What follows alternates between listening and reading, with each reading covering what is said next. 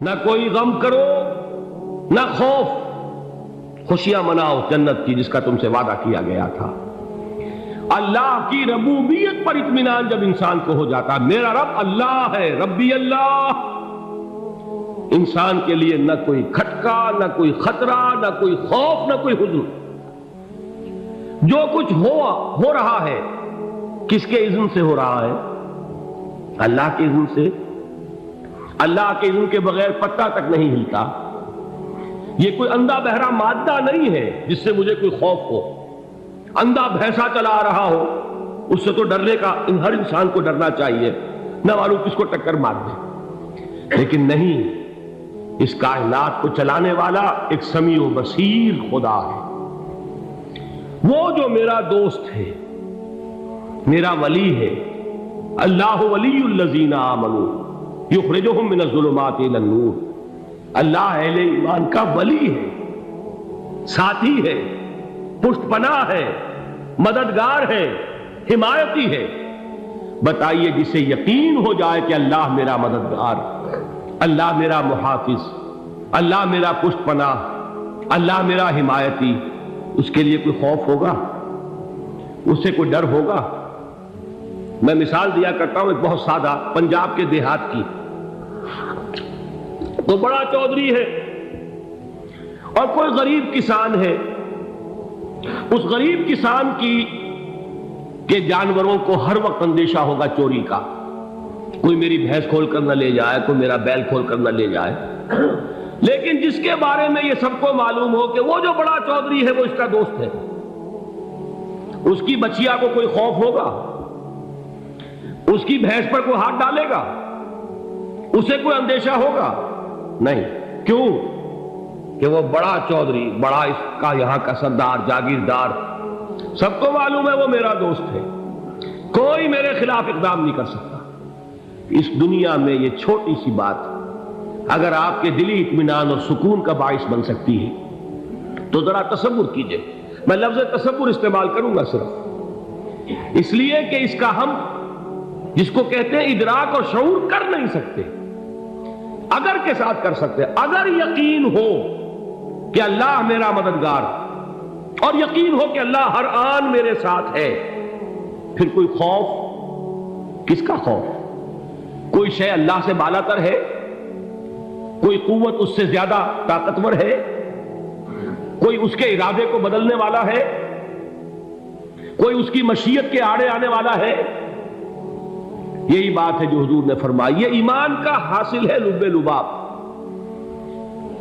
کہ دیکھو اچھی طرح اس بات کو ذہن نشین کر لو، اگر تمام انسان مل کر تمہیں کوئی نقصان پہنچانا چاہے نہیں پہنچا سکتے، مگر جو کچھ اللہ نے لکھ دیا ہو، اور تمام انسان مل کر تمہیں کوئی نفع پہنچانا چاہے نہیں پہنچا سکتے، مگر وہ شے جو اللہ نے طے کر دی۔ آپ پھر میں کہوں گا ذرا طاری کیجئے، اسے فرض کیجئے، اسے سوچئے۔ اگر اس حدیث پر ہمارا دل ٹھکا ہوا ہو تو کسی سے ڈر ہوگا؟ یہ مجھے نقصان نہ پہنچا دے، یہ میری رپورٹ خراب نہ کر دے، یہ میری انکریمنٹ نہ رکوا دے، یہ میرا یہ نہ بگاڑ دے، یہ میرا یہ نقصان نہ پہنچا دے۔ اس کا ڈر، اس کا ڈر، اس کا خوف، اس کی خوشامد، اس کے لیے جا کر طرح طرح سے اپنی عزت نفس کو ذلیل کروانا اس کے سامنے، یہ سب کچھ کیوں کرتا ہے انسان؟ جب سمجھتا ہے کہ اس کے ہاتھ میں میرا کوئی نفع ہے، اس کے ہاتھ میں میرے لیے کوئی ضرر ہے، یہ مجھے کوئی غضب پہنچا سکتا ہے، یہ مجھے کوئی نقصان پہنچا سکتا ہے، یہ میرا کوئی کام بنا سکتا ہے، یہ میری کوئی ضرورت پوری کر سکتا ہے، اسی کا نام شرک ہے۔ جہاں آپ نے یہ سمجھا کہ غیر اللہ کے اندر کوئی طاقت موجود ہے، وہی شرک ہے۔ بتوں سے تجھ کو امیدیں، خدا سے نومیدی، مجھے بتا تو صحیح اور کافری کیا ہے؟ شرک تو یہ ہے۔ جس پر بھی تمہیں یہ خیال ہے، کلمہ ہے یہ کلمہ سوم، لا حول ولا قوت الا باللہ، ذرا اس پر دل کو کبھی اگر آپ تصور کریں، پھر فرض کریں، دل ٹھک جائے اس پر، کوئی طاقت نہیں۔ یہی بات تھی جو شیخ عبد القادر جیلانی رحمۃ اللہ علیہ نے اپنی وصیت میں اپنے بچے سے کہی۔ 11ویں دینے والے ہیں لیکن حضرت شیخ عبد القادر جیلانی کی وصیت اور تعلیمات کو کتنے لوگ ہیں تم جانتے ہو؟ یہ جن مقامات تک پہنچے ہیں وہ کس چیز کی بدولت پہنچے؟ انہوں نے جو پیغام دیا وہ کیا تھا؟ اے میرے بچے، جس طریقے سے قرآن مجید میں حضرت لقمان کی نصیحتیں جو ہے نقل کر دی گئی ہیں، میں یہ عرض کروں گا بالفرض اگر قرآن حضرت عبد القادر جیلانی کے بعد نازل ہوا ہوتا تو شیخ عبد القادر کی یہ نصیحتیں بھی قرآن میں درج ہوتی۔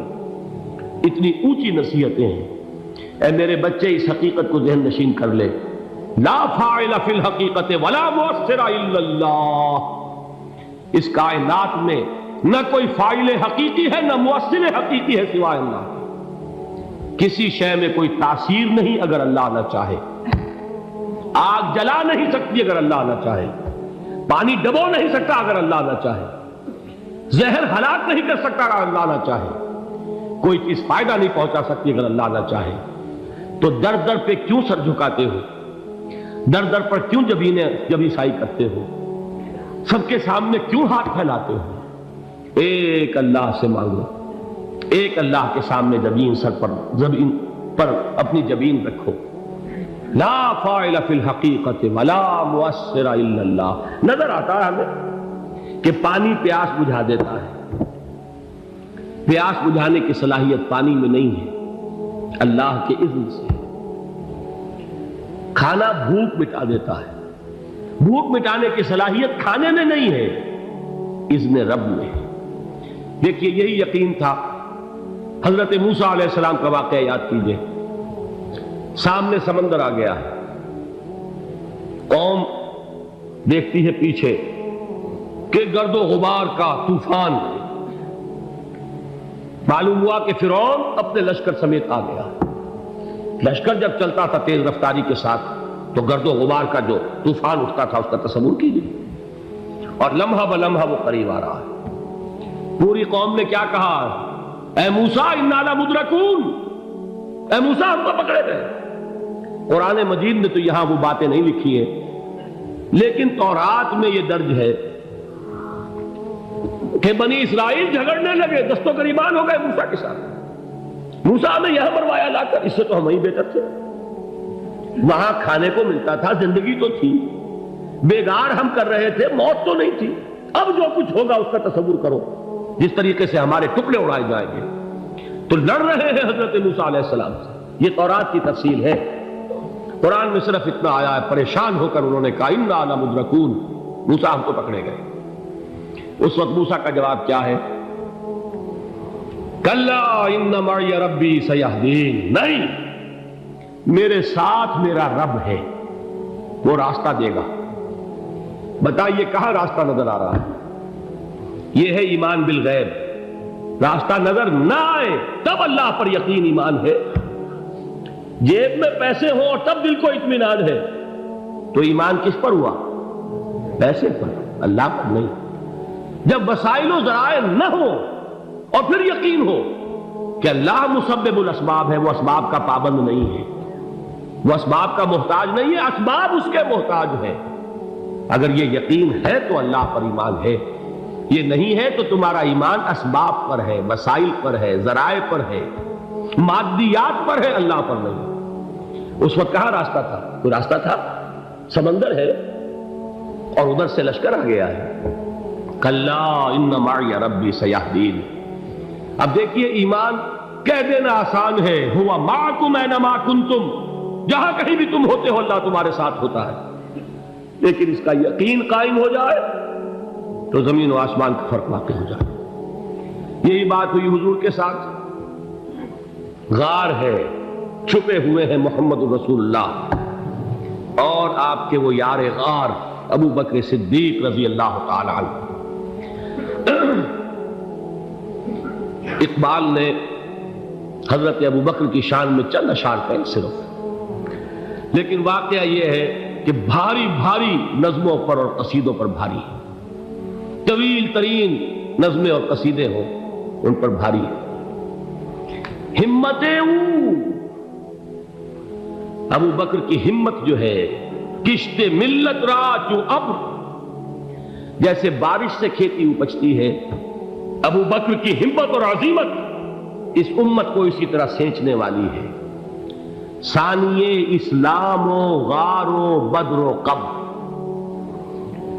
وہ دوسرے تھے اسلام میں، دوسرے پہلے کون تھے؟ انا اول المومنین، حضور فرماتے ہیں سب سے پہلا ایمان لانے والا میں، دوسرے ابو بکر۔ ویسے ہمارے ہاں یہ چلتا ہے اختلاف، حضرت علی پہلے ہیں کہ حضرت ابو بکر پہلے ہیں، لیکن اس میں بڑی خوبصورت تطبیق قائم کی ہے علماء نے، اور بہت صحیح ہے۔ چار کے بارے میں فیصلہ ہی مت کرو کہ کون پہلے، ان کی ایک عجیب تقسیم کر دی ہے۔ آزاد مردوں میں، بالغ مردوں میں سب سے پہلے ابو بکر، بچوں میں سب سے پہلے علی، خواتین میں سب سے پہلے خدیجہ، اور غلاموں میں سب سے پہلے زید بن حارثہ۔ بڑی پیاری تقسیم ہے، یہ چاروں ہی پہلے ہیں، ہر ایک کے لیے اولیت ہے۔ اور واقعہ یہ ہے کہ اگر زمانی اعتبار سے تعین ہوگا تو پہلے خدیجۃ الکبریٰ آئیں گی رضی اللہ تعالی عنہ، کسی اور سے بات کرنے کی نوبت بعد میں آ سکتی ہے، پہلے تو اہلیہ محترمہ سے بات ہوئی، آتے ہی پہلی وحی ہوئی ہے، ابھی تبلیغ کا حکم نہیں تھا۔ کس کو بتایا واقعہ؟ ابھی اپنی نبوت کی تبلیغ کا تو حکم ہی نہیں آیا، واقعہ کس کا ہے؟ وہ خدیجہ کا ہے۔ جب کہا ہے کہ خشیت علی نفسی، مجھے اپنی جان کا اندیشہ ہے، تو کیا جواب دیا خدیجہ نے رضی اللہ تعالی عنہا؟ وہ صدیقۃ الکبریٰ ہے، صدیقات جو ہے خواتین ان میں چوٹی پر خدیجۃ الکبریٰ ہے رضی اللہ تعالی عنہا، اور صدیق جو مرد ہیں ان میں صدیق اکبر ہے ابو بکر صدیق رضی اللہ تعالی عنہ، لیکن صدیقات میں چوٹی پر۔ جب حضور نے فرمایا خشیت علی نفسی، کیا فرمایا، کیا عرض کیا، کیسے تسلی دی؟ نہیں نہیں، اللہ آپ کو ضائع نہیں کرے گا، آپ غریبوں کے ہمدرد ہیں، آپ مساکین کے تکالیف رفع کرنے والے ہیں، آپ بیواؤں کی سرپرستی کرتے ہیں، آپ مسافروں کی خدمت کرتے ہیں، اللہ آپ کو ضائع نہیں کرے گا۔ یہ یقین ہے اس خاتون کے اندر۔ خیر وہ ایک علیحدہ بات ہو جائے گی۔ میرے دل پر حضرت خدیجہ رضی اللہ تعالیٰ عنہ کی شخصیت کا بڑا گہرا نقش ہے، جو وہ کوئی اور ہی وقت اور موقع ہوا تو بیان ہوگا۔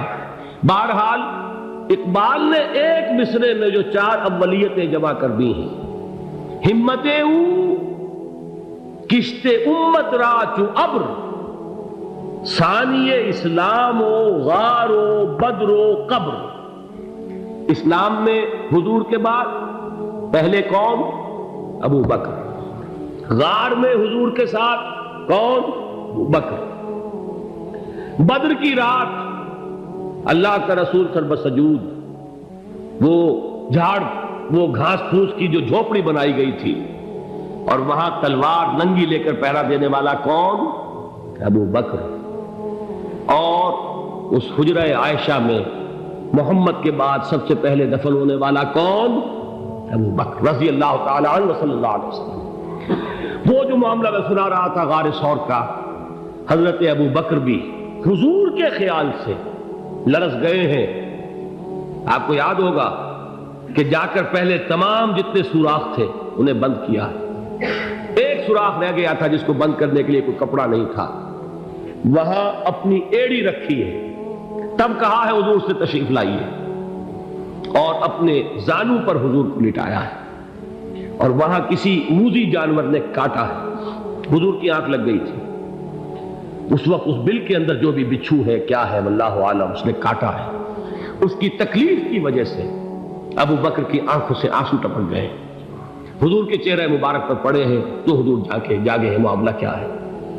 ایڑی نہیں ہٹائی وہاں سے، مبادا وہ جانور وہاں سے نکل کر محمد الرسول اللہ کو کوئی گزن پہنچا دے، ابو بکر کی ایڑی ہے، جس طرح چاہے کھا لے، ختم کر دے، جان نکل جائے تب کوئی آنچ آئے، محمد پر تو آئے، لیکن جیتے جی نہیں۔ وہ ہے ابو بکر۔ حضور کے خیال سے اس وقت حضور نے پھر اپنا لعاب دہن لگایا ہے، اور اس سے پھر آپ کی تکلیف ختم ہوئی۔ جیسے خیبر میں حضرت علی کی آنکھ دکھ رہی تھی، اس کو جو شفا حاصل ہوئی ہے وہ بھی حضور کے لعاب دہن سے ہوئی۔ تو بہرحال اس وقت انہوں نے کہا ہے کہ اے نبی یا رسول اللہ، اگر اس وقت ان میں سے کسی نے غیر ارادی طور پر بھی اپنے قدموں کی طرف جھانک لیا تو پکڑے جائے گا، کیا جواب تھا اللہ کے رسول کا؟ لا تحزن ان اللہ معنا، اللہ ہمارے ساتھ ہے، کیوں گھبراتے ہو ابو بکر؟ یہ ہے ایمان باللہ، میرا مالک اللہ، میرا رازق اللہ، میرا محافظ اللہ، میرا مددگار اللہ، میرا پشت پناہ اللہ، میرا دوست اللہ۔